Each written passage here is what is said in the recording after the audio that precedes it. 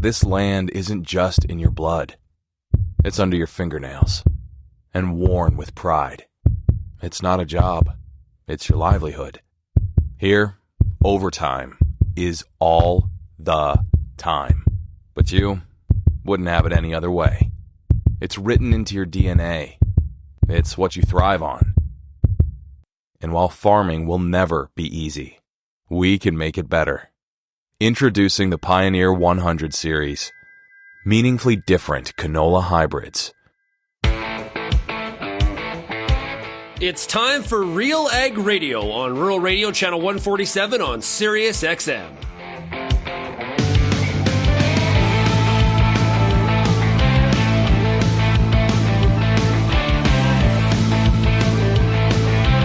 RealAg Radio and RealAgriculture.com is your home for insight and analysis of the issues that are impacting your farm business. Let's get real and get connected with RealAg Radio.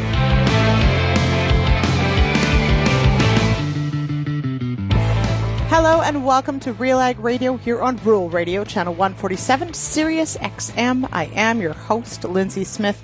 It is Thursday, June 5th, and that means it is time for the Farmer Rapid Fire, brought to you by Pioneer Seeds Canada. On today's adventure, we've got a great lineup of farmers for you. We're going to start in Nova Scotia with Geneve, Newcombe. We're going to hop to Ontario with Mark Torrey. Then to Manitoba to speak with Scott Perkins. We stop in Saskatchewan to meet with Colin de Moissac. And then we're going to round out the show with Jenna Gregoire with Pioneer Seeds Canada.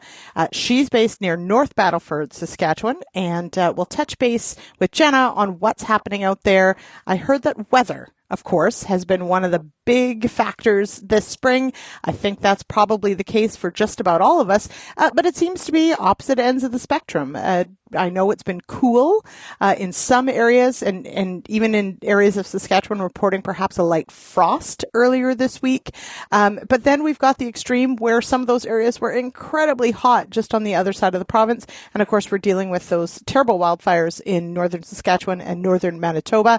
That smoke cover is, of course, causing an issue for many. So we'll check in with each of our farmers and see how they're doing.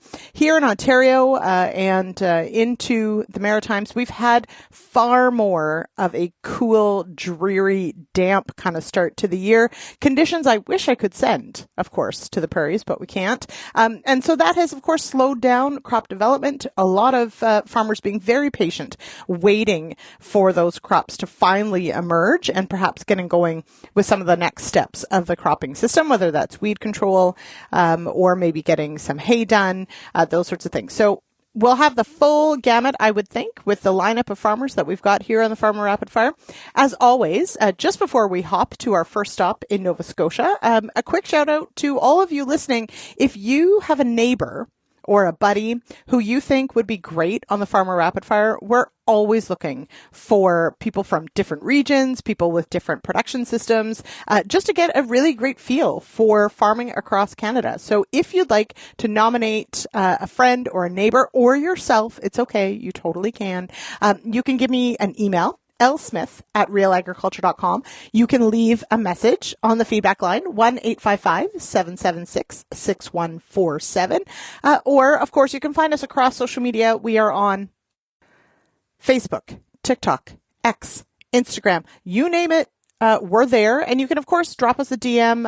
Paige, who is our social media coordinator, she will send the appropriate message to the appropriate person, and we'll get you all hooked up here on the Farmer Rapid Fire. We would love to hear from you.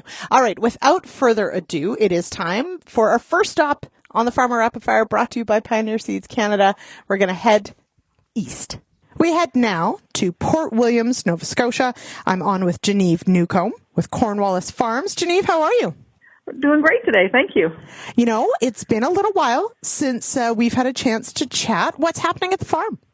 Everything's going full out right now. We've had a few days of sunshine, so we're trying to finish up the grass halies for the cows, planting corn, planting soybeans. So everybody's going in different directions. No kidding. Now, what kind of spring have you had? Because I feel like it is very different as we go west to east or east to west. We had a cool spring, So everybody around here was late getting started, and I think that's why usually you kind of finish planting before you start the hay leach. But a couple of weeks ago, we had a really warm, sunny week. The grass came on, and we just kind of got started planting them. So everything's kind of converged into one this week. But everybody's in good spirits and enjoying the sunshine we have right now. Oh, yeah, no kidding. Now, I think I'm just west of Ottawa. I think we had, maybe more similar with the cooler conditions. And you're right, sort of everything happening at once. We've got first cut hay going down or already done for some, and we still have beans to go in the ground. So pretty similar, that's for sure. Now, how's the haylage looking? How's first cut looking? It's looking good. Yeah, they've been really, really pleased with it, and it looks like a fairly good yield so far. I haven't heard any data yet, but I've seen smiling faces, not sad ones, so I think it's going good. That's always good. Now you did mention corn and beans. You mentioned cows. Is that the full run of what you have there at the farm, or what else do you run? Oh, actually, we have a large broiler chicken operation, and we have laying hens. So and we make all our feed on farm. So all the corn and soybeans we grow all get used on farm to feed the cows, the chickens, and the hens. Now, is hen feed complicated to make? I know dairy feed is an entire science. Is chicken feed the same? It's a science. You're not doing the total mixed rations. We're making a mash feed for them. So we have an on-farm feed mill that does that. But, just like with the dairy, we work with nutritionists to make sure that we're meeting all the requirements that the birds need at the various stages with the hens of their laying cycle, and with the meat birds, a starter feed, a grower feed, a finisher feed. So, we work with nutritionists to get the right mix. Mm-hmm. So what is it, how long have you been making all your own feed, growing all your own, making all your own? How long has that been, and how did you get there? My husband about 1996, we decided we wanted to try to make our own feed. So originally they started with the dairy and the laying hens, just to get a handle on a feed mill and how it would work. And after 3 or 4 years of success with that, they upgraded the feed mill and started making the feed for all the chickens as well. And then over that time, of course, we expanded our land and our growing to try to help match those needs. So we're probably over 90% self-sufficient right now in our own feed. Not in our own feed, but in growing all the ingredients for our own feed. We still buy a little soybeans and stuff, but we're pretty much self-sufficient, which is a nice feeling. Yeah, no kidding. I mean, it is nice to know. Although, so on one hand, it's like risk management, because you grow everything, you can make it yourself, you can whip up a new batch and change on the fly. On the other hand, exactly that. If you are short of a particular nutrient or quality falls short, you've got to make that up, and that's on you. So how has that worked in the years and years you've been doing this? Do you ever run into like a pinch point of really needing a certain nutrient or ingredient? We've been pretty fortunate, and working with the nutritionist too. Like some years maybe if your soybeans, you've got a lot of soybeans or it's a really good crop, and maybe you'll put a little bit more soybean meal or a little more extruded soybean in the rations, or we test all our ingredients and work with the nutritionist to come up with the best formula for what our crop was that year, and I guess knowing that you're feeding it yourself, that it really makes them, when they're growing it, conscious of what they're doing too. They're pretty conscious around here anyhow, but we like to think, because we know the ingredients and we know the quality of that it gives us a really good quality feed throughout. Mm-hmm. Really fascinating. Now I will say, so here we are, we're early June, which is amazing to me. I don't even want to sort of think about that we're already approaching the longest day of the year. But it has been sort of an interesting spring for many, whether it's been, very dry and the wildfires in the west. Here in Ontario and points east has been cool. Next week, I'm going to be talking about beneficial insects and insect pests as well. And so I use that as sort of inspiration for today's Farmer Rapid Fire question. And so my question to you, and you've got livestock and crops, so this should be interesting. Which would you say is your top insect pest that you fight with? Maybe not year over year, but maybe is one of the most difficult ones that you deal with. Top insect pest. I really don't have an answer for you. Oh, that is a wonderful problem to have. That would be a better question for my brother-in-law who manages all the crop fields. You know, I've never heard him mention one in particular he has. What about for livestock? Yeah. What about on the livestock? Do you deal with mites or anything? No. Not really, no. That is wonderful. You know, even when I look at unless there's something in a couple of the sprays he buys for the crops, you know, I think of them more as herbicides, and one of them could be an insecticide, but I don't think so, but I'm not sure. Mm-hmm. Well, it is one of those, you know, at times, the insects sort of take care of themselves, right? And that's where the neat thing is, where you have beneficial insects that keep the pest populations in check, unless something gets really out of whack. I will tell you, I don't know if you've ever toured on the prairies when there's a grasshopper infestation, but oh my goodness, it is absolutely wild when grasshoppers take over a field. So be glad you don't deal with that. Yeah, no, we're not dealing with that. So, and like I said, with a large operation like this, it's sometimes hard to keep your finger on all the sections.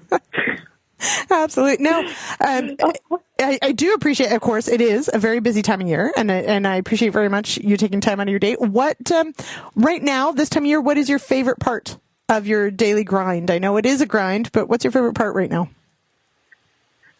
I think, for me, I just like to get outside and just feel the warmth of that sunshine and the air, and it always, I don't know, you do it every year, but when you see everything starting to germinate and come up, it's such a good feeling. Mm-hmm. You know, and every year it happens, but every year it makes you feel good. It's still a bit magical. I'll be honest. It's still exciting to see those first sprouts come up, even though we see it every year. I agree. It's still super exciting to see. Yeah, and just to feel that, you know, after a cold winter, just feeling that warmth of the sunshine and the breeze.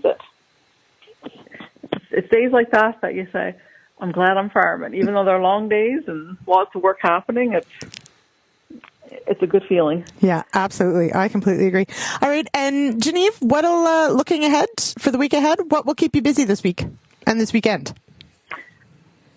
Well, we're hoping that all the grass and everything will be planted by the weekend if weather holds, and it looks like it's going to, and it looks like a few days of rain early next week. But if we get everything in, that'll be a welcome rain. So all right, we'll just be ready then.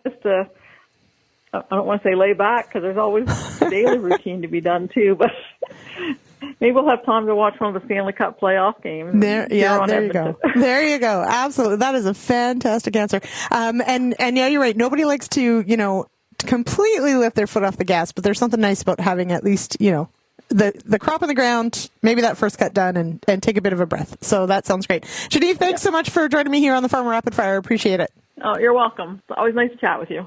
All right, we're going to take a quick break here on the Farmer Rapid Fire, brought to you by Pioneer Seeds Canada, and we are headed to Ontario next, right after this break.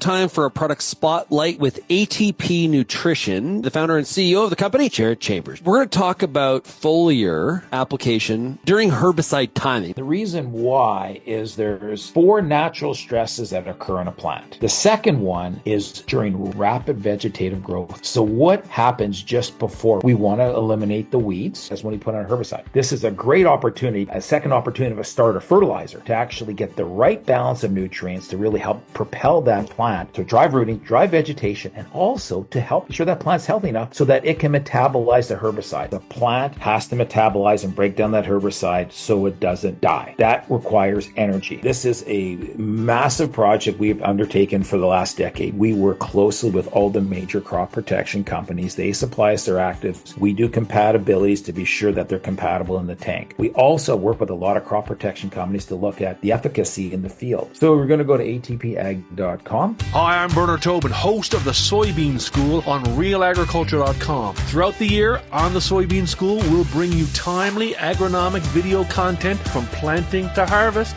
from the latest agronomic research to the latest in production technology. Check out our massive video library on YouTube, RealAgriculture.com, or download the audio podcast versions wherever you get your podcasts. The Soybean School is brought to you by Moissac Seeds and Lallemand Plant Care.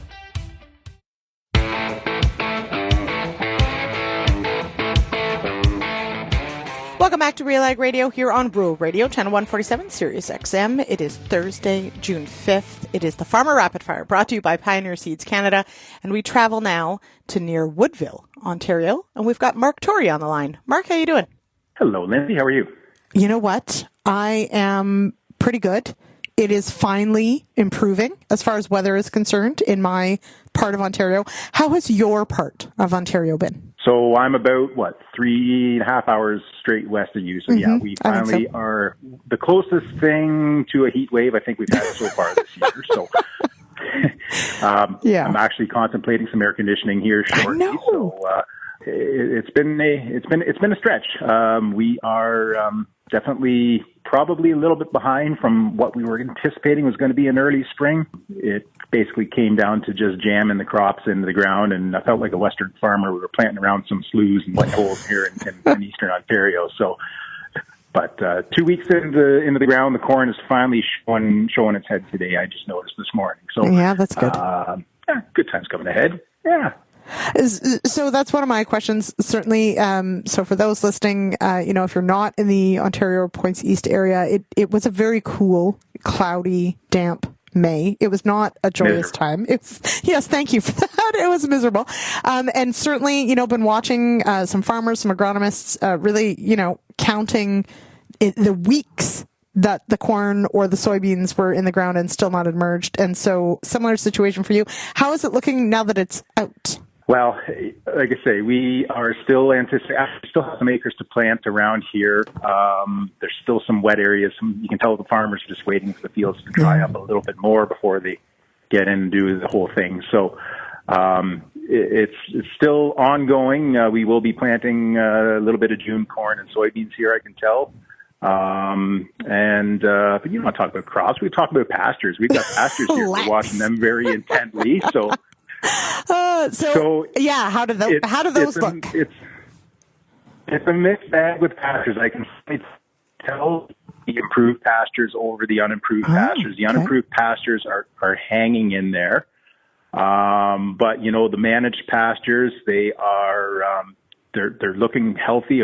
Grass is out there, and I think with the heat that we're going to see here over the next week, I think they're really going to take off. So there's some first cut hay being taken down this week, and about 2/3 of the way through grass calving right now. It's my favorite time of year because they just get out, get up, get going on their own, and I can pretty much just watch them from the road. So it's been a good run here so far. Yeah.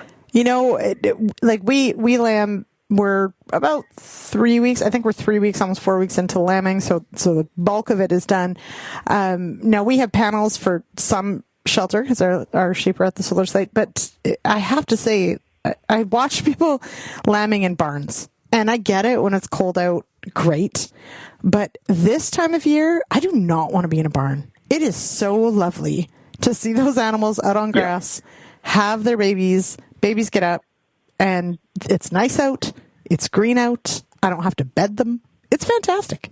Yeah, I know the same thing. I had a friend tell me years ago, same thing. It just seems more natural. The calves are, they're more familiar with their environment out on the grass, it seems. The weather is nicer, the cows are more relaxed, and it just happens. So other than trying to catch the critters to get them processed, we've got a device for that, so that does help. Coyotes, they're definitely, coyotes and bears are a concern around here, but I always, I shouldn't say this, but we have neighbors with sheep, and they always seem to go there first. It's okay. You're allowed, because we have certainly enjoyed the opposite, where our sheep have been left alone because there's been plenty to eat somewhere else. So Right. that's okay. And what they eat, that's up to the coyotes. But if they're eating somewhere else, I don't mind. It is so it's interesting you mentioned bears. We also have bears around here. They tend to. We use guardian dogs. They don't seem to bother the sheep. But certainly hearing of some cattle operators that are dealing with some bear, some bear attacks of calves. What do you do for any protection for those beyond having a neighbor with sheep, which is pretty smart? Yeah, we're pretty limited. I mean, there are some producers that will throw a donkey in with their cattle. But beyond that, it's, I touch wood. I definitely know we have bears in our bush, but for whatever reason, they have been leaving us alone. So I guess it's just me saying please and thanks to them on a regular basis. And yeah, so far so good, I guess, is all I can say. Mm-hmm. I suppose it means they've got plenty of other things to eat. If that's the case, great. I think that's right. Yeah, exactly, which is fantastic. So that is all good. Now, you mentioned, and I want to touch on this because I think it's fascinating, improved or managed pasture versus not. For you, what does that mean? What does managed or improved look like on your farm as far as the actions that you're taking? So for me, I'm going to kind of laugh because my pasture is it's 100% unimproved pasture. It's a 100-acre wide open block of land of Canadian Shield bedrock, and just across the road, it's a 100-acre wide open block of land. I do very little to it, so I would consider my own personal operation pretty low management. But I also am involved with our local community pasture, where we've got a tremendous board of directors, always have great ideas. We've got some rotational grazing going on. We've got, mineral programs running. We've got parasite control programs running on the pastures. And it's been really, there's years out there where you can't even see stalkers for the amount of grass out there. So it's been pretty phenomenal success story. We were just going through our numbers here over the last 20 years, some of the management changes we've made around there. And we've actually increased the stocking rate at the community pasture by 20% in 20 years. So wow. I think it's a real testament to people who are passionate about cattle and wanting to move that far. And it's exciting to see that. We've been pretty happy with the success rates we've been seeing over there. Mm-hmm. It is pretty amazing what the ground can do with just tweaks here, there, and working on it, as you said, over time to improve these things. Now, you did touch on one thing. You did mention parasites. My question this week is asking everybody what insect pest, and crops or livestock, would you say for you is the toughest one you deal with? This spring actually been trees. We were in the swath of the worst part of the ice storm. Oh yeah. A couple months ago, and there is no lack of. So there's going to be a lot of zigzags around the borders of the fields this year because we just didn't get around to picking them all up, cutting them all up. The Coast Lakes region, if we weren't 100%, we were 95% without hydro. Yeah.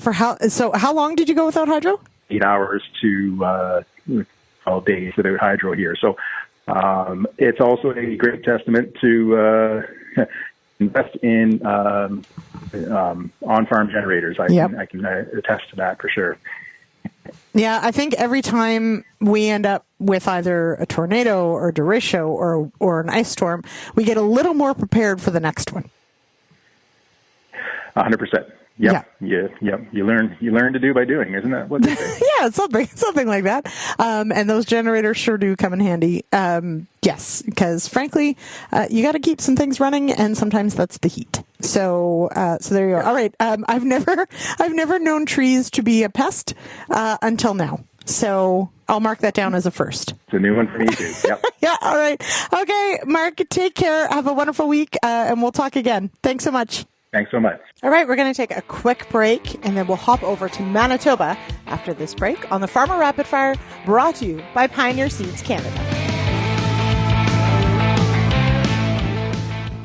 At Vatterstad, we aim to be the world's leading partner for outstanding emergence. We're doing that through innovative tillage, planting, and seeding equipment that's optimized for your field conditions and soil types. We also offer industry-leading capacities to help you get the job done in shorter windows of time. It's all designed to give your crop the best start possible so you can maximize yields. Vatterstad, we look forward to growing together. Peter Johnson at Wheat Pete, RealAgriculture.com, and what an opportunity! Oh my gosh! You think you can't grow better wheat? You are absolutely wrong. We're going to show you how to strive for those record wheat yields that they get in the UK and in New Zealand. You can grow 150 bushel wheat. I'll show you how. Catch Wheat Pete's Word every Wednesday on RealAgriculture.com or download the podcast on iTunes or Spotify. We have the financial tool you're looking for. A cash advance from Canadian Canola Growers Association is a financial tool for farmers that offers flexible, short-term financing. Borrow your first $250,000 interest-free and the rest below prime. Put your advance to work in whatever way makes sense for your operation. Apply on over 50 commodities. Call our experienced team or visit ccga.ca. Cash advances are made under the Government of Canada's Advance Payments Program.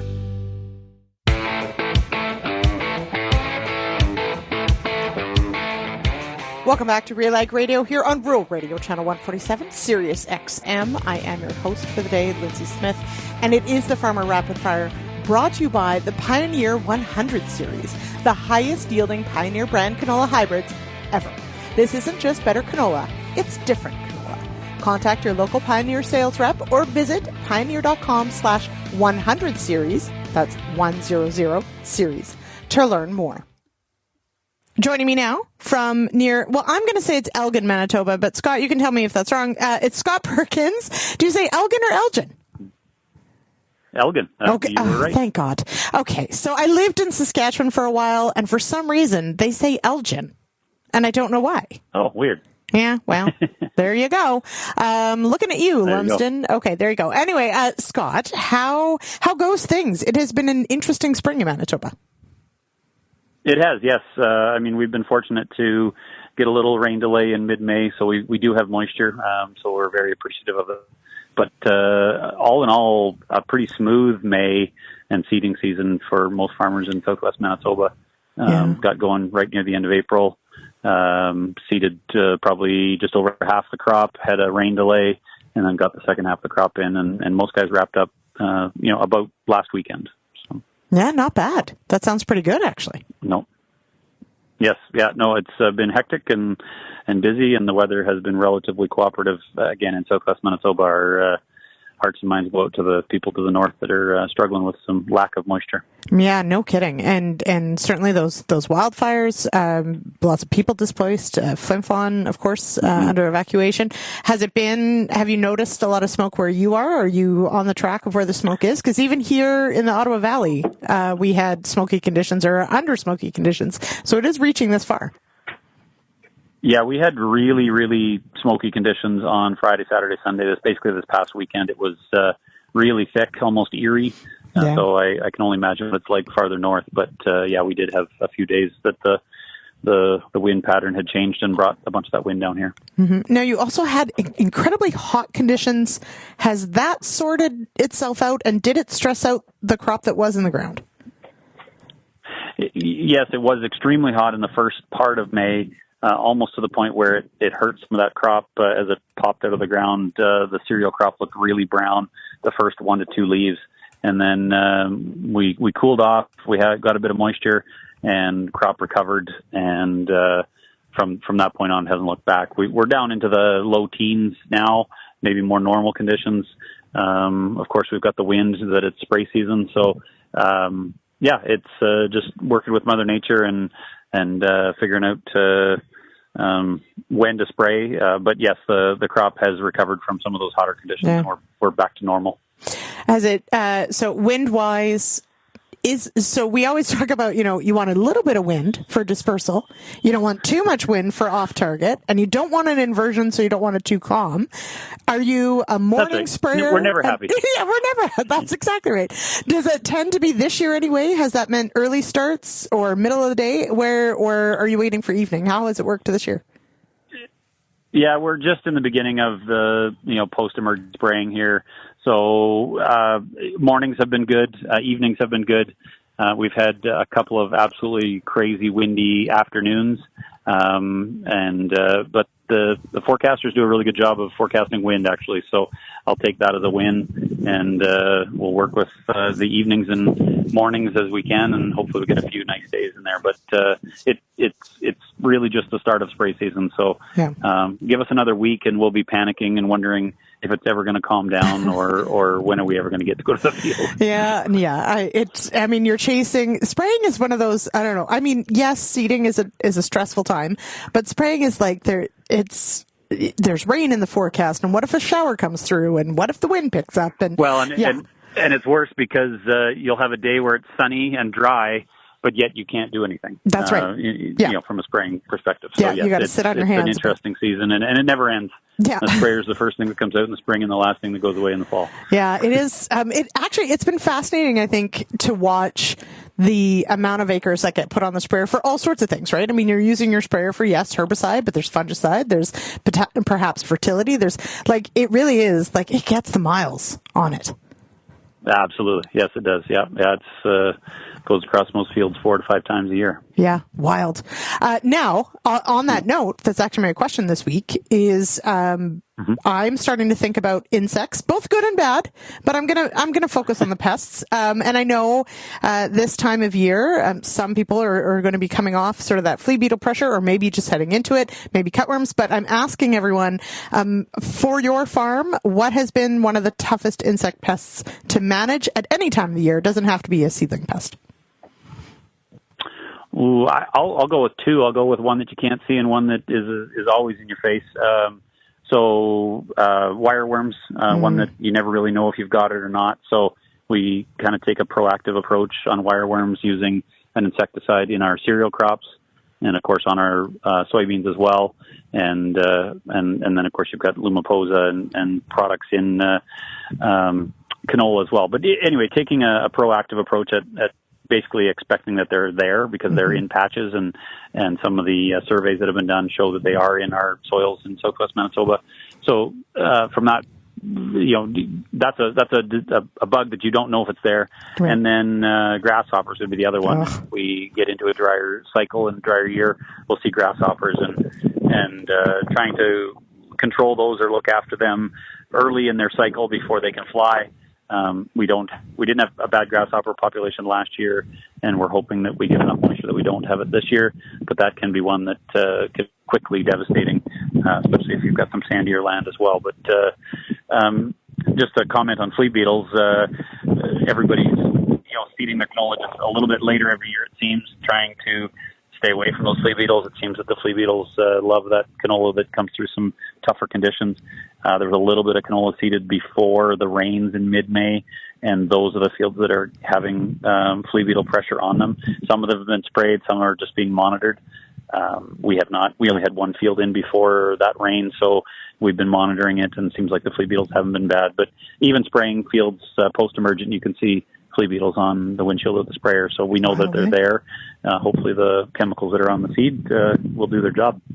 Yeah, it's one of those, if you've got good, nice warm conditions, sunny conditions, and that canola pops up and gets growing, we tend to breathe that sigh of relief that those, the seed applied will work and the plant will get growing and get past that stage. But if it's cloudy or things cool off, it kind of sits there and it's just a feast for those little things. Wind can be one of the worst things for flea beetles because they want to go and hide out of that wind, just like you and I do. And so they'll hide underneath the leaf of the plant and sit there and chew on the stems. Yeah, the stem feeding is really one of those that it just causes so much damage so quickly, even for just such a tiny bite, right? And it really Exactly. Yeah, really frustrating. It's a nasty pest. For those who don't deal with it, you're welcome. It's not. It's a really tough one to deal with. All right. That's right. Yeah, Scott. So looking ahead, what does the rest of the week look like for you and into the weekend? Yeah, hoping to get some Stendimax and round up on some soybeans that were seeded early. A little bit of corn is going to get the first pass. So basically spraying, and we're hauling grain right now too. Of course, trucks all got used for seeding, and so there was not a lot of grain getting hauled. So we're filling some wheat contracts at the elevator this week as well. Hopefully it's a quiet weekend, and then get ready for cereal herbicide spraying starting on Monday. So oats first and then wheat. So yeah, just kind of a little bit of a lull here between the end of seeding and the start of post-emergent herbicide spraying. Mm-hmm. All right. Well, enjoy what downtime you do get. Well deserved. That's funny. It is, isn't it? All right. Thanks, Scott. Thanks for joining me on the Farmer Rapid Fire. Really appreciate Thanks, it. Lyndsey. All right. It's time to take a quick break here on RealAg Radio and the Farmer Rapid Fire, brought to you by Pioneer Seeds Canada. And I'll be back with more right after this.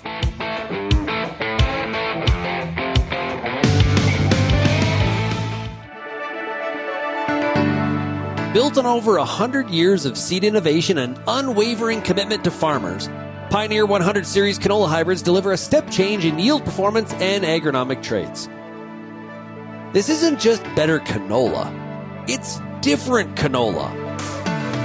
Pioneer 100 Series. Contact your local Pioneer sales representative or visit pioneer.com/100 series to learn more today.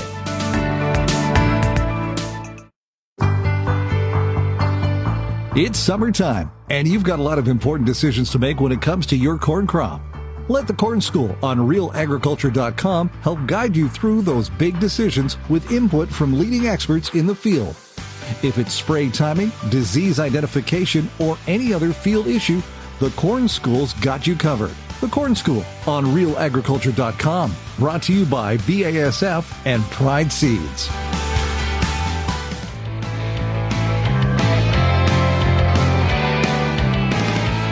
Welcome back to Real Ag Radio here on Rural Radio, Channel 147, Sirius XM. It is the Farmer Rapid Fire, brought to you by Pioneer Seeds Canada. I am your host, Lyndsey Smith, and we are going to hop now to near Biggar, Saskatchewan. I've got Colin de Moissac on the line. Colin, how are you doing? I'm doing pretty good. And yourself? I'm doing well. Now, has it rained? That's actually really what I want to know. It has not, and we definitely need some rain. Yeah, that's okay. Yeah. So where are you at with the seeding progress? Is everything in the ground and just waiting for that rain? Oh, yeah. Everything's in the ground. We've actually started in-crop spraying and wrapping up rock picking and land rolling and all the fun things.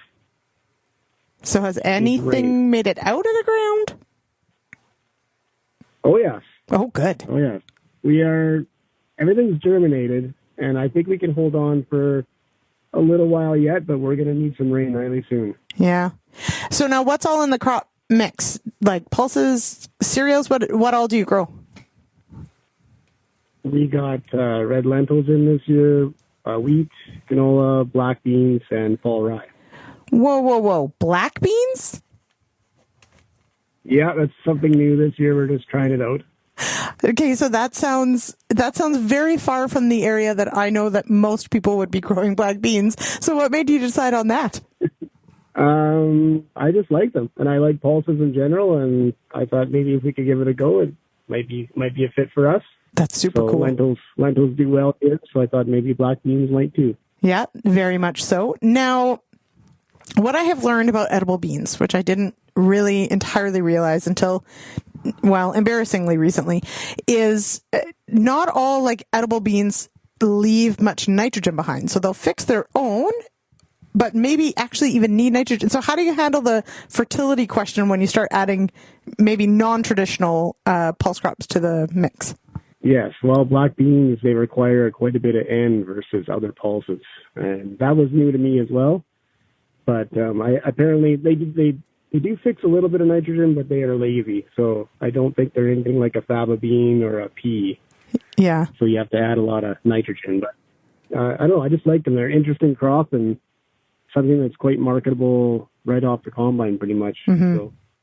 Yeah, that's certainly true. Now, what about in the question of, now I know you're really dry, but Aphanomyces has been certainly a consideration for many Saskatchewan pulse growers. Is that a concern on your farm? And is this part of trying to manage for that, or is this really just something interesting to do? It's a little bit part of that, but we don't really have Aphanomyces here too bad yet. We've been fairly good on the rotation the last while, I guess, and we've been growing pulses for a long time, but so far, knock on wood, we're fairly lucky here. And black beans are more of I wanted to try them out. Yeah. So what would you say from the cereal perspective, what cereals typically are you growing in rotation with those pulses? Mostly wheat. Yeah. Fall rye is even a new one for us this year. We don't typically do fall rye, but I wanted to try that out on some lighter ground, and it seems to be proving to be the right answer. So we might continue that program if we can market it all right. Yeah. Now, that it sounds to me like then you need some sort of ruminant livestock. So is that next on the list or no? We actually did have some sheep, Lyndsey, but we sold them and put the rest of them in the freeze. Well, that's probably smart.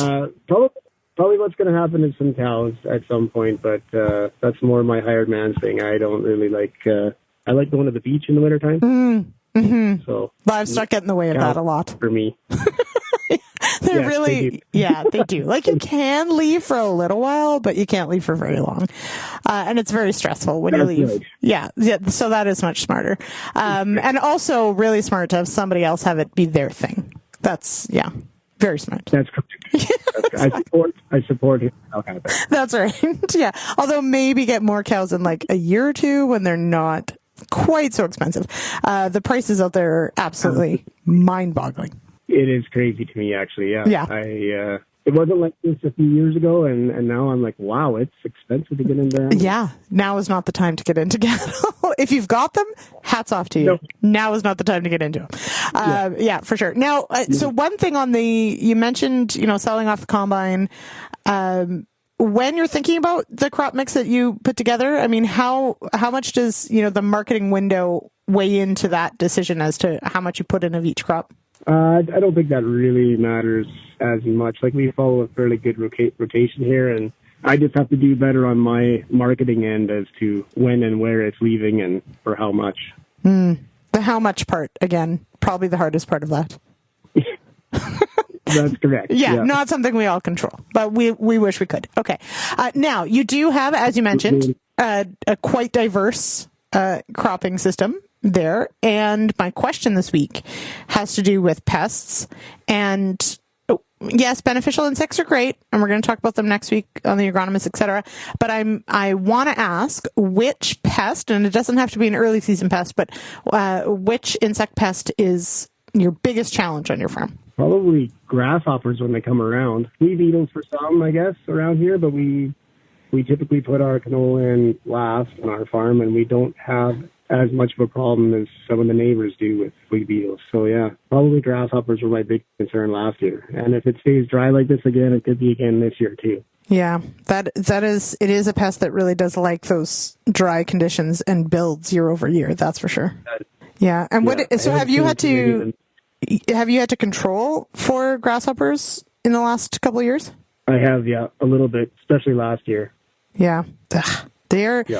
When they're, and I said this actually earlier to one of the other farmers that, when grasshoppers are bad, it's absolutely just like something out of a movie. They're so bad. Yeah, it's gross. Yes, gross is right. When you drive on the road and you just hit them constantly and they're smeared all over. Disgusting. So it's a question though with grasshoppers. Do you have to end up doing a whole field? Do you do field margins? Like, how do you approach, like this year, if it is dry again, how do you anticipate how you might have to tackle grasshoppers? Well, we kind of take it case by case. I don't like to spray more than I have to. Obviously, there's costs to that, and there's also the beneficial that you don't want to kill. We take it case by case and field by field pretty much when it comes down to that stuff, because I really don't want to have to spray for them unless I have to. So yeah, for sure.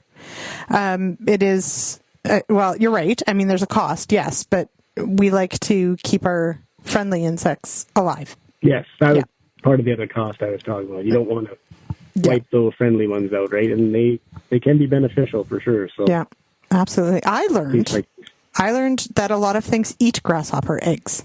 I didn't know that. They do. Yeah.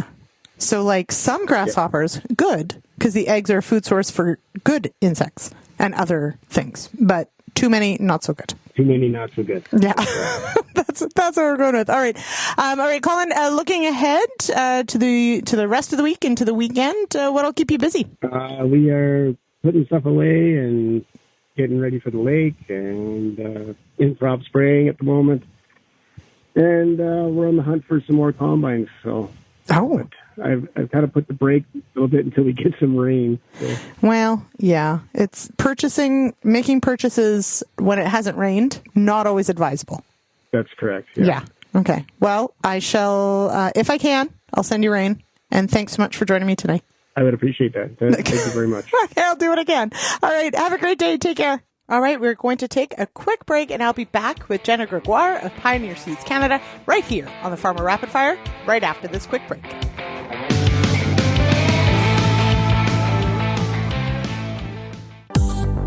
I'm Lyndsey Smith from RealAgriculture.com. Join me Monday nights for The Agronomist, a 1-hour live and interactive show broadcast across YouTube, Facebook, and X. Monday nights at 8 p.m. Eastern, I host expert agronomists from all over the country to give you answers to some of the toughest agronomic questions. Join us live or catch the replay Tuesday morning. That's The Agronomist with me, Lyndsey Smith, Monday nights live at 8 p.m. Eastern.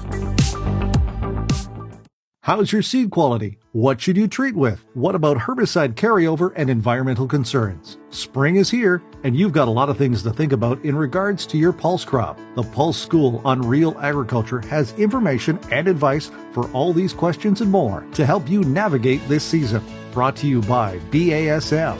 Pulse School episodes are available at pulseschool.com, realagriculture.com, or as a podcast on your favorite streaming service. Download the latest episode today.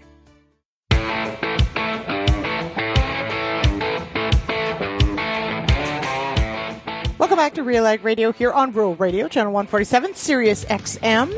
It is time to hop over to Saskatchewan and chat with Jenna Gregoire with Pioneer Seeds Canada. Jenna, how are you? I am good, Lyndsey. How are you doing? I'm doing well. It has finally warmed up where I am. How are things where you are? I think it's the opposite. Yeah, well, we had another frost scare last night. So, I mean, probably not quite as warm as what you're experiencing there, but the temperatures are starting to warm up.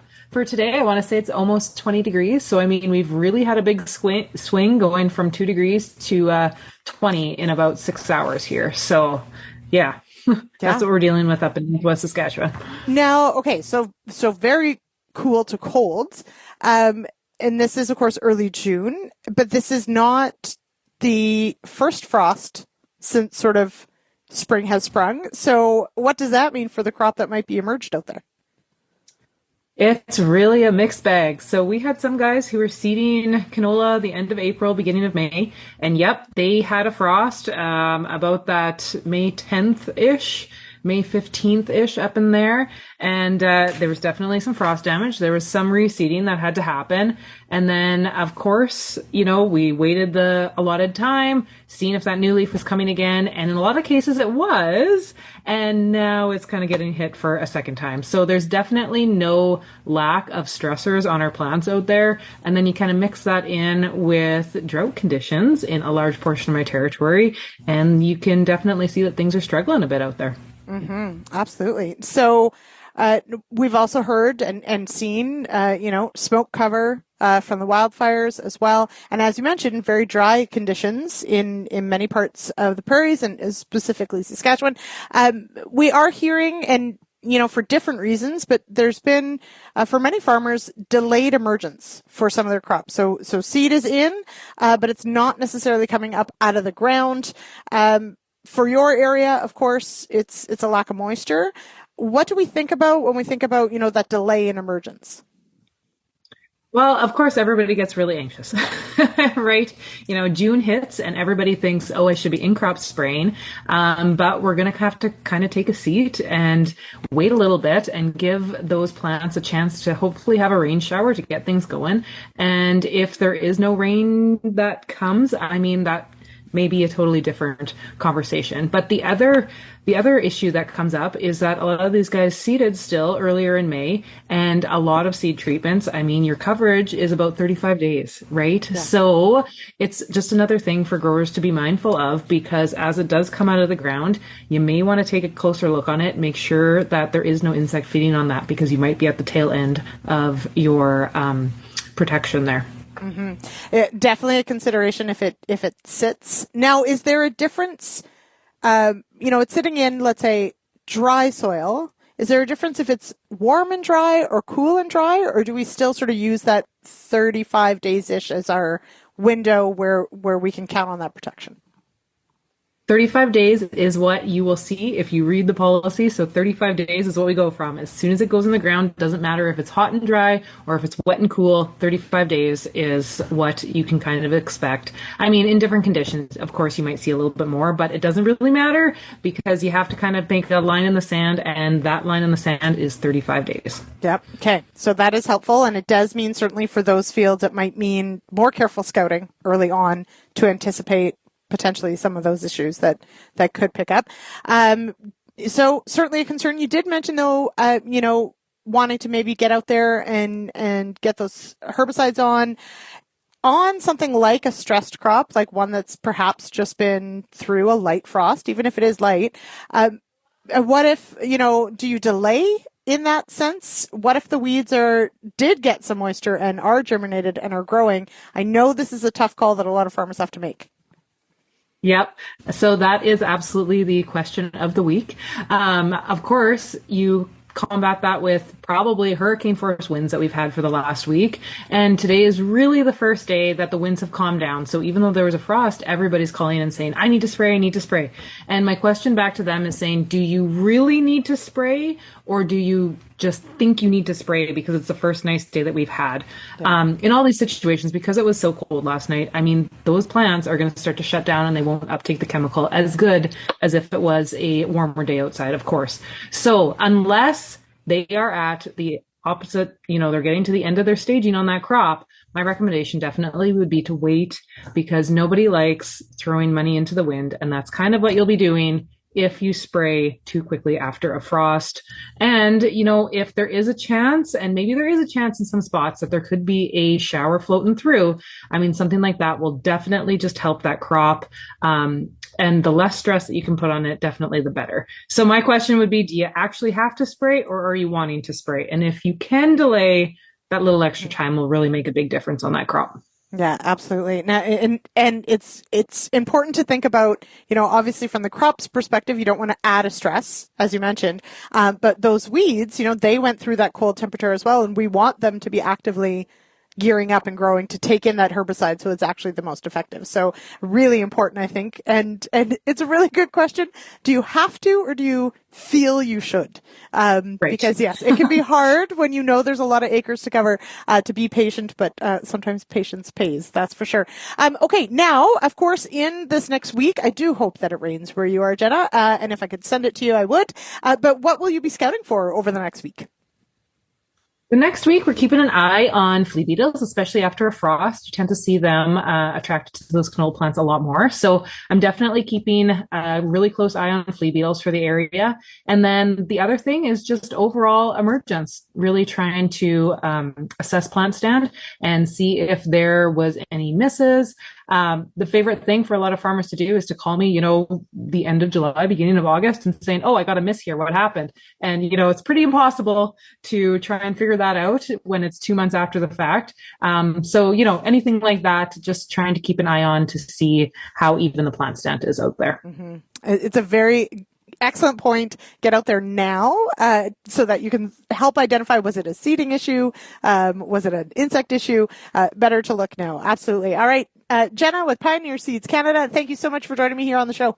Well, that does it for another episode of the Farmer Rapid Fire, brought to you by Pioneer Seeds Canada, here on RealAg Radio, on Rural Radio, Channel 147, Sirius XM. Thank you so much for making us a part of your day, wherever you may be, whether that's spraying, still planting or seeding, haying, whatever it is that's keeping you busy. Now, I did want to point out, before we sign off today, we've got a new poll up on RealAgriculture.com. We want to know, similar to sort of today's discussion, what some of the challenges are this spring. What's your biggest challenge? Has it been the weather? Has it been a lack of help? Maybe it's been equipment breakdowns.